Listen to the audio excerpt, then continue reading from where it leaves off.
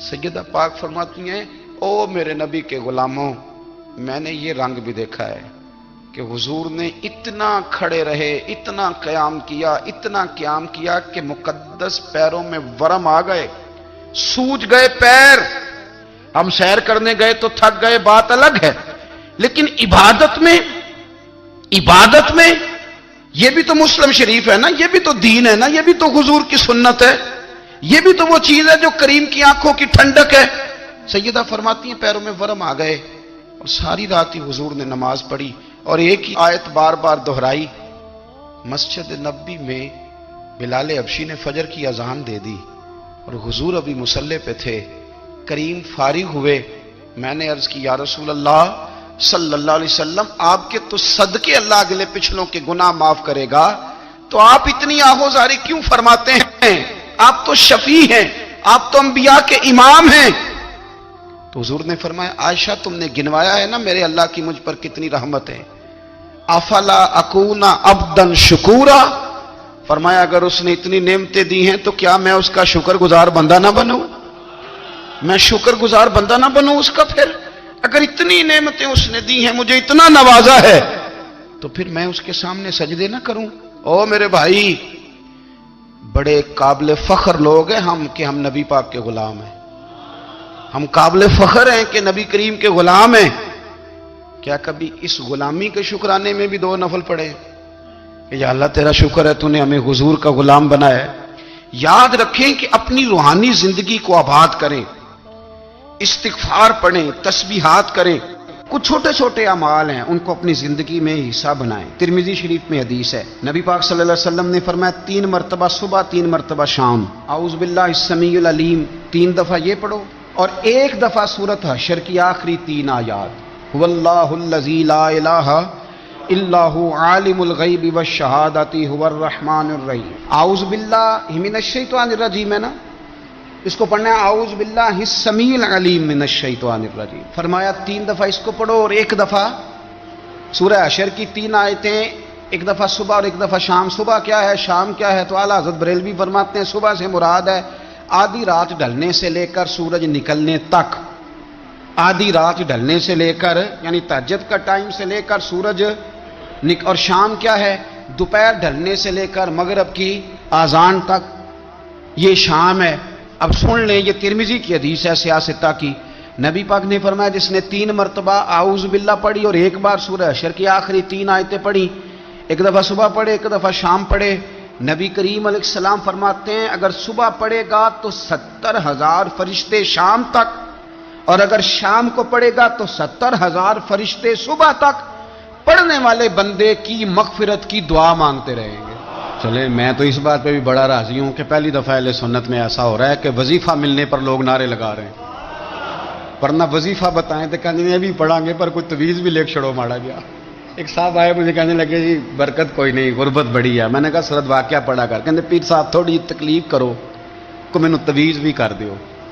मैंने उसे कहा खुदा के बंदे, मैं तवीज़ दूंगा, पता नहीं काम बनेगा नहीं बनेगा, सूरत वाक़िया पढ़। ये वो तवीज़ है जो मदीने वाले रसूल ने अता फरमाया है कि सूरत वाक़िया पढ़ो, तुम्हें कभी फाका नहीं आएगा।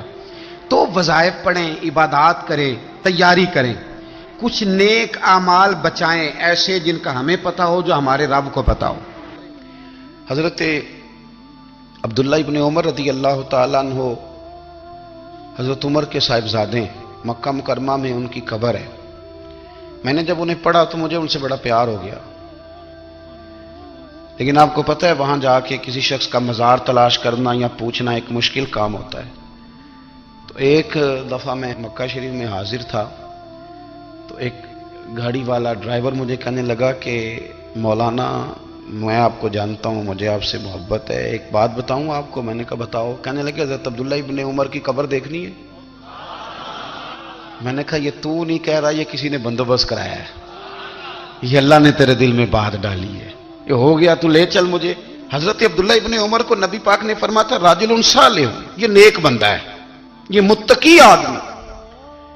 हजरत अब्दुल्ला इब्ने उमर रज़ी अल्लाह ताला अन्हु सैयदना फारूक आज़म रज़ी अल्लाह ताला अन्हु के साहिबजादे हैं और इनकी हमशीरा सैयदा हफ्सा रज़ी अल्लाह ताला अन्हा हुजूर की ज़ौजा मोहतरमा है। एक दिन अपनी हमशीरा से कहने लगे کہ نبی کریم صلی اللہ تعالی علیہ وسلم گھر میں آئے نا، اور اگر حضور غم امت میں پریشان نہ ہوں، طبیعت کو حشاش بشاش دیکھو، تو ذرا پوچھنا تو صحیح حضور کا میرے بارے میں کیا خیال ہے، پوچھنا تو صحیح کہ کریم کی بارگاہ میں میرا کیا مقام ہے، میرے بارے میں حضور کیا فرماتے ہیں۔ اب بہن کو کام بتائے اور بتائے بھی بھائی، اور پھر بہن وہ کام نہ کرے، یہ تاریخ میں ہوتا نہیں۔ حضرت عمر فاروق رضی اللہ تعالیٰ عنہ کی صاحبزادی ام المومنین رضی اللہ تعالیٰ عنہ فرماتی ہیں کہ میں تو بس منتظر تھی، انہوں نے تو کہا تھا نا کہ اگر تم حشاش بشاش دیکھو تو بات کرنا، لیکن حضور تشریف لائے، میری باری تھی، میرے گھر تشریف لائے، کھانا پیش کیا تو فوراً میں نے عرض کی حضور ایک بات پوچھنی تھی، تو حضور نے فرمایا پوچھئے۔ میں نے عرض کی حضور میرے بھائی عبداللہ ابن عمر کے بارے میں آپ کا کیا خیال ہے؟ نوجوانوں میری بات پہ غور کرنا، میرے بھائی کے بارے میں آپ کا کیا خیال ہے؟ تو نبی کریم صلی اللہ تعالی علیہ وآلہ وسلم نے میری طرف دیکھا اور پھر حضور زیر لب تھوڑا مسکرائے، اور بریلی کے امام کہتے ہیں کہ حضور مسکرا دیتے تھے نا تو جو بڑا دکھی ہوتا تھا وہ بھی ہنس پڑتا تھا۔ اب سوال پیدا ہوتا تھا کہ پھر تو اس مسکراہٹ کے لیے انتظار کرنا پڑتا ہوگا کئی مہینے کہ حضور مسکرائیں تو رونے والے ہنسیں، تو اعلیٰ حضرت فرماتے نہیں، انتظار نہیں کرنا پڑتا، یہ مسکراتے رہنا تو حضور کی عادت ہے۔ جس کی تسکین سے روتے ہوئے ہنس پڑے اس تبسم کی عادت پہ لاکھوں سلام، یعنی یہ تو عادت ہے حضور کی مسکراتے رہنا، اس کے لیے انتظار نہیں کرنا پڑتا۔ بھائیو آپ خیال رکھیں گے، غور کریں گے، حضرت عبداللہ ابن عمر رضی اللہ تعالیٰ عنہ کے بارے میں پوچھا تو سیدہ فرماتی ہیں کہ نبی کریم صلی اللہ تعالی علیہ وسلم نہ زیر لب مسکرائے اور فرمائے حفصہ تیرا بھائی ہے تو اچھا، لیکن میں نے سنا ہے کہ عشاء کی نماز پڑھتا ہے تو فجر تک سویا ہی رہتا ہے۔ او نوجوانوں، 10 بجے تک سونے کی بات نہیں ہوئی، 9 بجے تک سونے کی بات نہیں ہوئی، 11 بجے اٹھنے کی بات نہیں۔ حضور فرمانے لگے میں نے سنا ہے کہ عشاء کی نماز پڑھ کے سو جاتا ہے اور فجر تک سویا ہی رہتا ہے، اسے چاہیے کہ تہجد کے وقت اٹھا کرے، اللہ کی بارگاہ میں حاضر ہوا کرے، آہوزاری کرے، سجدے کرے، عبادت کرے، اٹھتا ہے اور فجر میں جا کے اٹھتا ہے۔ حضرت جناب حفصہ رضی اللہ تعالیٰ عنہ کہتی ہیں میں نے جناب عبداللہ ابن عمر کو پیغام دیا اور میں نے کہا میرے جوان بھائی سن، نبی پاک نے فرمایا ہے تو اچھا پر تہجد میں نہیں اٹھتا، نفل نہیں پڑھتا۔ او میری ملت کے جوانوں، مزہ نہیں آ جاتا جب ساری دنیا سوئی ہو، ساری دنیا، اور بستر بھی گرم ہو اور نیند بھی پورا غلبہ کر رہی ہو، اور اچانک گھنٹی بجے دماغ میں، آنکھ کھلے، گھڑی پہ نظر پڑے، 3:30 4 بجے کا پیغام گھڑی بتائے، اور کوئی چڑھتی جوانی والا اٹھ کے وضو کرے، اور جب وہ مصلی کھول کے بچھائے تو مدینے والے محبوب کہتے ہیں کہ ہر نماز پہ رب ثواب دیتا ہے، اور جو اٹھ کے تہجد کی نماز پڑھے اسے دیکھ کے تو رب مسکراتا ہے، جو اس کی شان کے لائق ہے، جو اس کی شان کے لائق، وہ مسکراتا ہے، خوش ہوتا ہے کہ میرا بندہ تہجد میں اٹھ گیا، وہ مسکراتا ہے۔ کاش ہماری صبحیں کبھی اپنے مالک کے نام ہو جائیں، کاش کے صبح۔ حضرت ابو الحسن رحمت اللہ تعالی علیہ حضرت معاذ ابن جبل رضی اللہ تعالیٰ عنہ کے پاس بیٹھا کرتے تھے، فرماتے ہیں ان سے جو پیار بڑھا تو پھر میرا مصلی سے بھی بڑھ گیا۔ تابعی ہیں، فرماتے ہیں صحابی رسول سے محبت ہوئی تو ذکر سے بھی ہو گئی، پھر درود شریف سے بھی ہو گئی، محبت ان سے بڑھی تو پھر اللہ نے مسجد کا پیار بھی بڑھا دیا۔ آپ فرماتے ہیں کہ میری ہر وقت طبیعت چاہتی تھی کہ بس اللہ اللہ کروں، بس اللہ اللہ کروں، بس نہ میں ذرا تھوڑی جان چھڑاؤں لوگوں سے، کوئی 10 منٹ ملے تو میں کوئی 4 نفل پڑھ لوں، میں تھوڑا سا نہ بچوں لوگوں سے، اور مجھے تسبیح ملے تو میں نہ کوئی 400-500 دفعہ استغفار پڑھوں، سبحان اللہ، الحمدللہ، اللہ اکبر، لا حول ولا قوت الا باللہ، میں نہ تسبیحات پڑھوں۔ فرماتے ہیں کہ بچے تھے گھر میں 6-7، غربت تھی، کام ملتا کوئی نہیں تھا، اور میں کام چور نہیں تھا، کام ڈھونڈتا تھا، پر اللہ کی قدرت کے کام نہیں ملتا تھا۔ فرماتے ہیں کہ میں نے ایک دن اپنی اہلیہ سے کہا کہ آج میں پھر جاتا ہوں کام ڈھونڈنے، تو میری بیوی بڑی فرما بردار تھی، پر اس دن نہ غربت کے ہاتھوں تنگ آ کے کہنے لگی آج نانا کوئی تو چیز لے کے آیا تو مجھ سے بچوں کی بھوک نہیں دیکھی جاتی. یہ سب روگاں دا روگ محمد جس دا نام غریبی کنڈ بلا کے لنگ جاندے نہیں دوست یار قریبی. آج نہ کچھ لے کے آیا تو میں بچے لے کے میکے چلی جاؤں گی. شیخ فرماتے ہیں کہ میں بڑا پریشان گھر سے نکلا پر میں نے صبح سے لے کے زور تک کام ڈھونڈا, کام ملا کوئی نہیں. تو میرے دل میں خیال آیا چلو کام نہیں ملتا تو اللہ اللہ تو کرے نا, چلو بندوں کی مزدوری نہیں ملتی تو رب کریم کی عبادت ہی کرتے ہیں. فرماتے ہیں کہ میں نے نا فرات کے پانی سے وضو کیا نہر کے, شدید دھوپ تھی ساتھ ریت تھی اور ریت تپ رہی تھی. میں نے اپنا رومال وہیں مصلی کے طور پر بچھا لیا اور فرماتے ہیں کہ زور سے لے کر عصر تک نماز پڑھی. دھوپ بھی پورے زور پہ پر میرے سجدے کا ذوق بھی پورے زور پہ. فرماتے ہیں سورج بھی چمک رہا ہے اور رب کی عبادت کا ذوق بھی پورے زور پہ. میں سجدہ کروں تو پھر میرا اٹھانے کو جی نہ چاہے. میرے استاد لکھا کرتے تھے, یہ ان کا شعر ہے, وہ کہا کرتے تھے مجھے سوز دے, مجھے ساز دے اور مجھے نیم شب کا نیاز دے, دم سجدہ خود کو میں توڑ دوں, مجھے ایسا ذوق نماز دے. اور میں تیری بہار کا پھول ہوں, میں کھلا بھی ہوں تو تیرے لیے, مجھے میری شاخ سے توڑ لے, مجھے اپنی زلف کا ناز دے.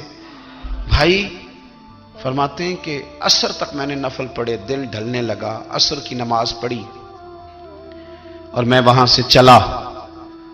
اب میں جب نکلنے لگا تو دل میں خیال آیا کہ چھوٹی چھوٹی دیواریں ہیں گھر کی, بغیر کچھ لیے جاؤں گا تو بیوی دور سے دیکھے گی تو شور کرے گی کہ پھر خالی ہاتھ آ گیا ہے. کہتے میں نے اپنے اسی رومال میں جس پہ میں نے نماز پڑھی تھی نا, رومال میں کی آخی دے پنجابی جسافہ کہتے ہیں, اسی میں نا میں نے کچھ ریت بھر لی کہ وہ دور سے دیکھے گی تو سمجھے گی کچھ لے کے آیا ہے. چلو جا کے اسے بتا دوں گا کہ آج پھر مزدوری نہیں ملی. کہتے ہیں وہ ریت لے کر جب میں گھر میں گیا تو پہلے بیوی دروازے پہ کھڑی ہوتی تھی, پوچھتی تھی خالی ہاتھ آ گئے ہو؟ آج میں نے دیکھا تو ہے ہی کوئی نہیں. فرماتے ہیں میں اندر داخل ہوا, سلام لیے کونے میں میں نے وہ رومال رکھ دیا اور میں نے آواز دی کہ بھلی مانس کہاں ہو؟ تو وہ کہنے لگی آپ منہ ہاتھ دھو لیں, میں روٹی لے کے آئی. میں نے کہا روٹی کہاں سے آ گئی؟ یہاں تو کئی دنوں کے فاقے, تو کئی دنوں کی غربت ہے, یہاں تو اس گھر میں تو فقیری ہے. فرماتے ہیں کہ وہ روٹی لے کے آئی اور اس وقت کی جو موجودہ نعمتیں تھیں, سمجھ لیں سلاد اچار ہر چیز ساتھ لائی. میں نے کہا کہ بچے کہاں گئے؟ کہنے لگی وہ کھانا کھا کے کھیلنے گئے, آپ کھانا کھا لیں آ جاتے. کھانا اس نے چن دیا. میں نے حیرت انگیز لہجے میں ساری نعمتیں اپنے دسترخوان پہ دیکھ کر کے بیوی سے پوچھا یہ کہاں سے آیا کھانا؟ بچوں کو تو نے کہاں سے کھانا کھلایا؟ یہ سارا کچھ کیسا ہے؟ تو کہنے لگی پتہ نہیں آج آپ کس کریم کی مزدوری کرنے چلے گئے تھے, پتہ نہیں کس کریم کی. میرے گھر میں تو اتنی نعمتیں آئی ہیں کہ مجھ سے سنبھالی نہیں جا رہی, اتنا اناج ہے, اتنا گندم ہے, کس کریم کے دروازے آج چلے گئے تھے؟ یہ کہتے کہتے وہ اٹھی اور اٹھ کر کے کہنے لگی پہلے بڑا کچھ آیا تھا, اب کیا لے آئے ہو؟ اور جا کر کے نا اس نے وہ ریت والا رومال کھولا. کہنے لگے میں تو لے کے آیا تھا ریت, تو میرے رب نے اسے بھی سونے اور ہیرے بنا دیا تھا. جب آپ کی توجہ اللہ کی جانب, میرے نبی پاک صلی اللہ تعالی علیہ وسلم نے فرمایا ہر چیز اپنے رب سے مانگ, ہر چیز مانگ, ہر چیز مانگ. یا رسول اللہ کیا کچھ؟ میرے محبوب نے فرمایا تیرے گھر میں نمک بھی ختم ہو جائے تو وہ بھی اپنے رب سے مانگا کر. تو مانگنا وہ تجھے دے گا, تو اس کی بارگاہ میں کشکول طلب دراز تو کرنا. اور ترمذی شریف میں عجیب لفظ ہیں, رسول کائنات نے فرمایا, رب کریم فرماتے جب میرا بندہ ہاتھ اٹھاتا ہے نا تو مجھے حیا آتی ہے کہ میں خالی کیسے لوٹا دوں اس کے. اتنے بڑے بادشاہ کی بارگاہ میں. او بھائی لوگوں سے عزتیں تلاش کرتے ہو تو وہ کیا تمہیں عزت دیں گے؟ وہ تو کل اچھا کہتے ہیں پرسوں برا کہنے لگ جاتے ہیں. لوگوں کے سامنے گڈ بک میں آنا چاہو گے تو وہ تو سویرے تمہارے بارے میں کچھ کہیں گے, شام کچھ اور کہیں گے. اپنی روحانی زندگی آباد کریں, اپنے مسلح کو وقت دیں اور دنیا سے چھپ کر اس موبائل کو بند کر کے اور اپنے آپ سے بھی چھپ کے اور تنہا ہو کے چھپا کے سارا کچھ اپنے آنسو اپنے رب کی بارگاہ میں پیش کریں, اس کے حضور حاضری دیں. سنو نا ترمذی کی حدیث اور اسے یاد رکھنا, نبی پاک علیہ السلام نے فرمایا اپنے دکھ لوگوں کے سامنے نہ بیان کرنا، سیٹھوں نوابوں کو نہ بتاتے پھرنا، دنیا داروں کے سامنے جا کے نہ رونا کہ میں تکلیف میں ہوں۔ فرمایا اگر دنیا داروں کو دکھ بتاؤ گے رب تمہیں کبھی غنی نہیں کرے گا، اور لوگ ہیں کہ الٹا مذاق اڑائیں گے۔ آپ کی جس سے بڑی پکی یاری ہے نا، پکی، وہ تب تک پکی ہے جب تک آپ نے 50,000 مانگا نہیں، اور جس وقت آپ نے کہہ دیا کہ میں مجبور ہوں میری مدد کر، تو پھر ختم ہو گئی دوستی۔ لوگوں کی تعلقات آپ کے ساتھ تب تک ہیں جب تک آپ ان سے کوئی ضرورت وابستہ نہیں کرتے۔ کریم محبوب فرمانے لگے بندوں کے سامنے دکھ نہ بیان کرنا، اللہ تجھے کبھی غنی نہیں کرے گا۔ تو اپنے دکھ اپنے رب کو بتا، تو دعائیں مانگ، تو اس کی بارگاہ میں حاضر ہو، تو اس کے حضور عرض کر۔ فرمایا اپنے دکھ اپنے رب کو بتا، وہ جلدی کرے یا دیر سے کرے تجھے ساری دنیا سے بے نیاز کر دے گا، تجھے کسی کا محتاج نہیں رہنے دے گا۔ اپنے مسلح کو، اپنی دعاؤں، ایک بزرگ فرماتے ہیں میں نے دعا مانگنے کا طریقہ اپنی بیوی سے سیکھا۔ دعا مانگنے کا طریقہ اپنی، سیکھنے والے تو اپنے بچوں سے بھی سیکھ لیتے ہیں، سیکھنے والے تو ہر ایک سے سیکھتے ہیں۔ وہ کہتے ہیں میں نے دعا مانگنے کا سلیقہ اپنی بیوی سے سیکھا ہے۔ حضرت وہ کس طرح؟ فرمانے لگے میری بیوی نے نا مجھے کوئی کام بتایا، کچھ پیسوں کی ضرورت کے لیے کہا، تو میں نے اسے کہا کہ بھئی ابھی میرے پاس نہیں ہے، کچھ دنوں میں آتے ہیں تو میں دے دوں گا۔ عورتوں کی عادت ہوتی ہے وہ بار بار یاد کراتی ہیں، 2-4 دنوں کے بعد پھر اس نے کہا حضرت وہ میں نے کہا تھا کچھ پیسے، میں نے اسے کہا کہ ابھی میرے پاس نہیں ہے، کچھ دنوں میں ملتے ہیں تو میں تمہیں دے دوں گا۔ اس نے کچھ دنوں کے بعد پھر کہا حضور وہ میں نے کچھ پیسے کہے تھے۔ فرماتے میں نے ڈانٹ دیا، میں نے کہا کہ کیا تو روز مجھے شرمندہ کرتی ہے، کہا نا میرے پاس نہیں ہے، ہوں گے تو دے دوں گا، تو روز یاد کراتی ہے۔ فرماتے ہیں اس نے پہلے تو میری ڈانٹ کو سہا، پھر میرے سخت جملوں نے اس کی آنکھوں میں آنسو پیدا کر دیے، پھر اس نے اپنے آنچل میں اپنے اس دکھ کو سمیٹا، اور پھر اس نے ایک جملہ کہا تو میں رو پڑا، اور مجھے اپنے رب سے مانگنے کا طریقہ آ گیا۔ مجھے کہنے لگی حضرت جی آپ نے ڈانٹ دیا، میں نے سہ لیا، پر آپ ہی میرے شوہر ہیں، بتائیں نا آپ سے نہ کہوں تو میں کس سے جا کے کہوں۔ فرماتے ہیں میں رو پڑا، اور میں کھل کے رویا، اور میں تڑپ کے رویا، اور پھر میری سسکیاں بند گئیں۔ تو مجھے کہنے لگی آپ کو کیا ہوا؟